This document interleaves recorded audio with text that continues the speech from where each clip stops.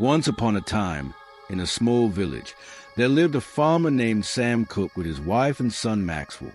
They owned a small piece of land where they grew sugarcane, extracted its juice, made jaggery from it, and sold it in the market to earn their livelihood.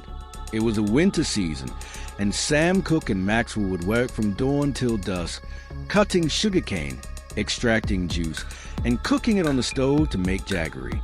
Sam Cook always took the jaggery to the market himself, thinking Maxwell was still too young to understand market dealings. One day, he loaded fresh jaggery onto his bullock cart and set off for the market. Upon reaching there, he parked his cart and began waiting for customers. Soon, a trader passed by. He remembered that his wife had asked him to bring jaggery for pudding that day. So, he approached Sam Cook and asked, "Brother, what are you selling?" Sam Cook smiled and replied, "Sir, I just made this fresh jaggery today. If you like, I'll sell it to you at a very reasonable price." The trader found Sam Cook to be a very simple and naive man. He said, "How much for the entire cart of jaggery?" Sam Cook, happy that he wouldn't have to wait for customers, replied, "Give me 500 rupees and take it all." The trader handed him 500 rupees and said, "All right, now deliver this jaggery to my home." Sam Cook also let the trader sit on the cart and took him home. When they arrived, Sam said, "Sir, please unload the cart quickly. I have to return home." The trader smiled cunningly and said, "What cart? I already paid you 500 rupees for the whole cart. Now all this belongs to me." Sam Cook was shocked and said, "Sir, I only told you the price for the jaggery. The cart is mine." The trader responded harshly, "I asked you what the entire cart costs, and you said 500. Now you're going back on your word? People like you can't be trusted." Then he called his servants, who stripped Sam Cook of his clothes and kicked him out of the house. Humiliated and ashamed, Sam Cook spent the whole day hiding in the forest. At nightfall, he returned home quietly under the cover of darkness. Seeing his condition, his wife and son rushed to him, wrapped him in a blanket, and asked what had happened. With tears in his eyes, Sam narrated everything. That the trader took advantage of his simplicity, bought all his goods for just 500 rupees, and also robbed him of his dignity. Hearing the whole story, Maxwell was enraged. He said, "Father, tomorrow I will go to the market, settle the score with that trader, and bring your bullock cart back." Sam Cook saw the determination in his son's eyes, but gently said, "Son, that trader is very cunning and ruthless. I don't want you getting into any trouble." Maxwell replied firmly, "Just describe the trader's appearance to me, father. Then watch how your son restores your honor." Sam Cook gave him a full description of the trader. The next morning, Maxwell borrowed a bullock cart from a neighbor, loaded it with freshly made jaggery, and went to the same market spot where his father had been cheated. After a while, the same arrogant trader arrived and stopped when he saw Maxwell. Hearing the boy's innocent and soft tone, the trader thought, "Yesterday I fooled the father. Today I'll trick the son. He looks even more naive. This time I'll get the jaggery in the cart." He approached Maxwell and asked, "What's in the cart?" Maxwell replied kindly, "Sir, it's freshly made jaggery. You've never tasted anything this pure before."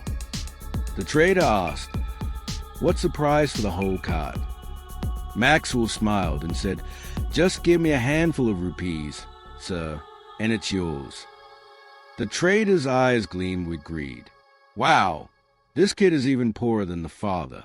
I'll just slip 100 rupees in a handful and take the whole thing." He agreed to the deal, saying, "Okay, brother, done, but I'll pay you once we reach my house. Just bring the cart over." Maxwell silently agreed.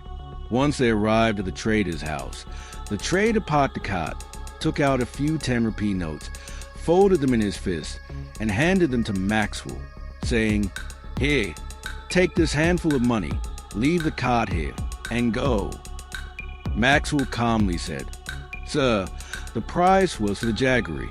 The cart belongs to my father. It's mine. Please just unload the jaggery and let me take the cart back. The trader scoffed. What are you saying? You clearly said the whole cart for a handful of rupees. Now you're going back on your word. Maxwell said seriously, No, sir, I'm only asking what I sold. Jaggery, not the cart. The cart is my livelihood. The trader clenched his teeth in anger. If you talk more, I'll throw you out just like I did your father. Maxwell softly replied, Very well, sir, give me that handful of rupees. As soon as the trader extended his hand, Maxwell grabbed it tightly, pulled out a knife from his pocket, and said, Sir, I'll leave my cart with you, but in return, I'm taking this hand of yours. The trader trembled. What madness is this? Let go of my hand. Maxwell said, You took my father's entire cart in exchange for one handful of rupees. Now this handful is mine. The knife was sharp, and Maxwell was determined. As he applied pressure, the trader screamed in pain. Please, son, take whatever you want. Just let me go. Maxwell demanded. First, return the cart you stole from my father. Pay me 2,000 rupees a month for working in your house, and promise to treat me with respect. The trader, fearing for his life, agreed. He had the stolen cart unloaded, paid the money, and offered Maxwell a job. Maxwell returned home with both carts. From a distance, Sam Cooke saw him and ran to embrace his son joyfully. Maxwell told him everything, including the job offer. His father cautioned, Son, that trader is vengeful. Always be alert. Maxwell smiled. It is a lion. Father, I'm fiercer. The next morning, Maxwell reported to the trader's home for work. The trader thought to himself, I'll work this boy so hard he'll run away. He ordered, Maxwell, go plow 2 fields, and in the evening bring firewood for the stove. Maxwell went to the fields, laid under a tree, and slept most of the day.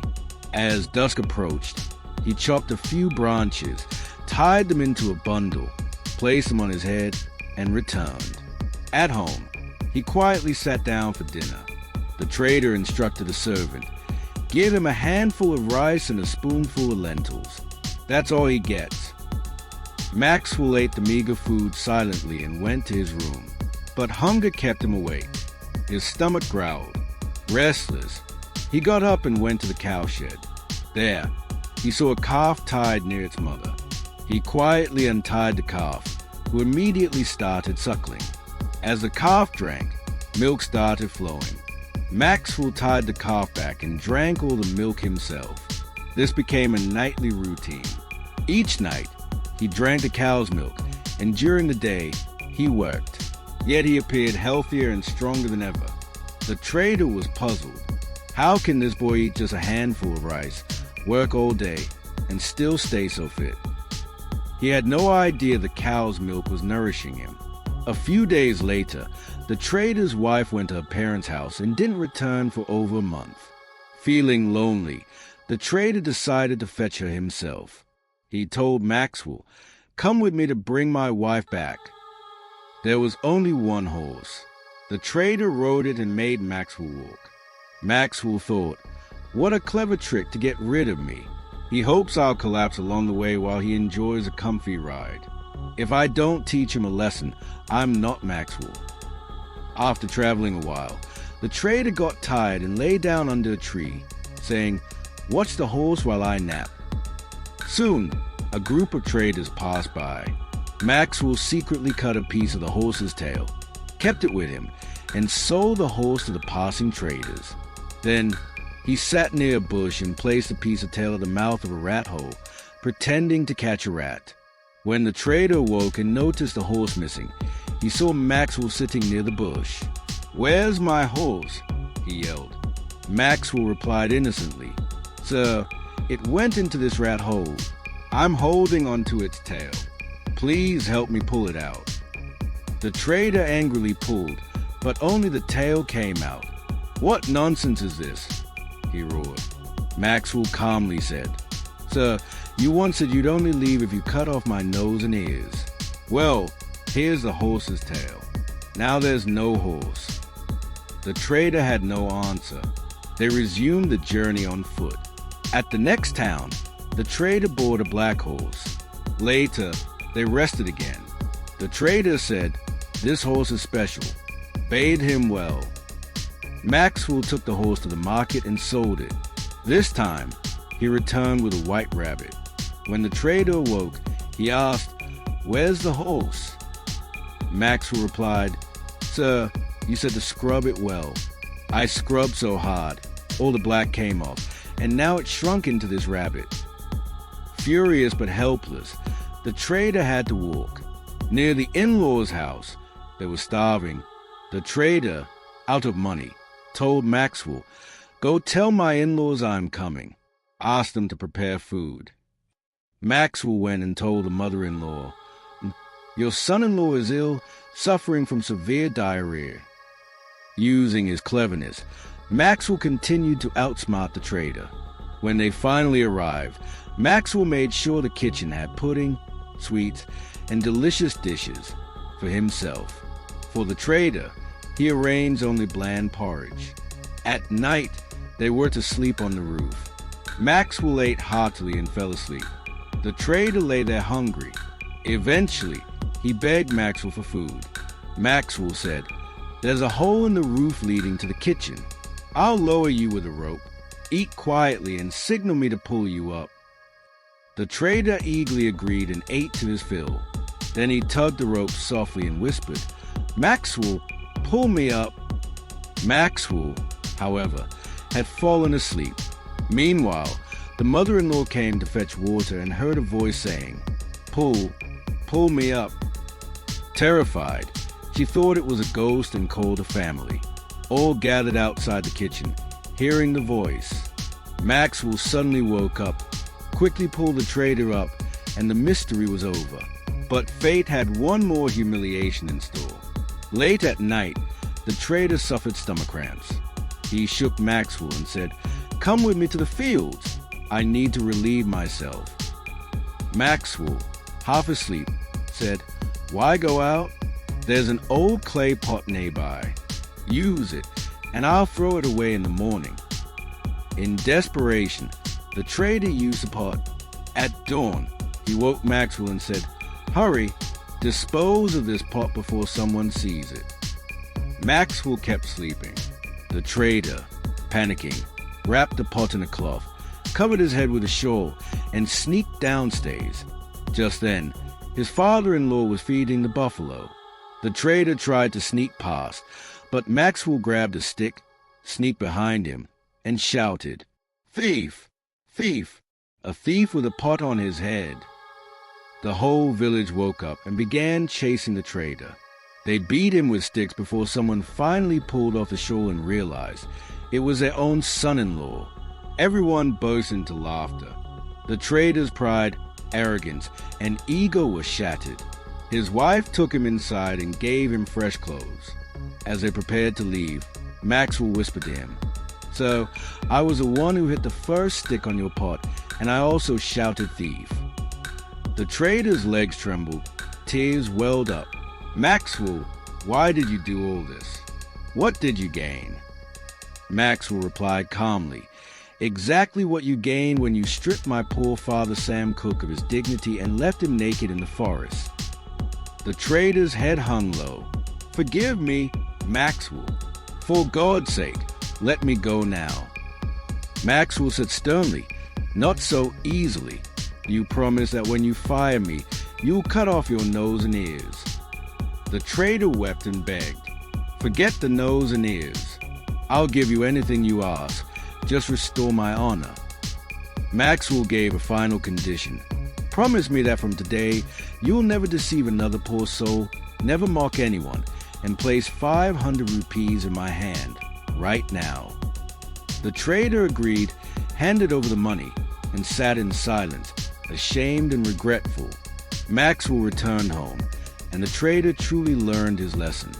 He never deceived anyone again, never mocked the poor, and sincerely repented.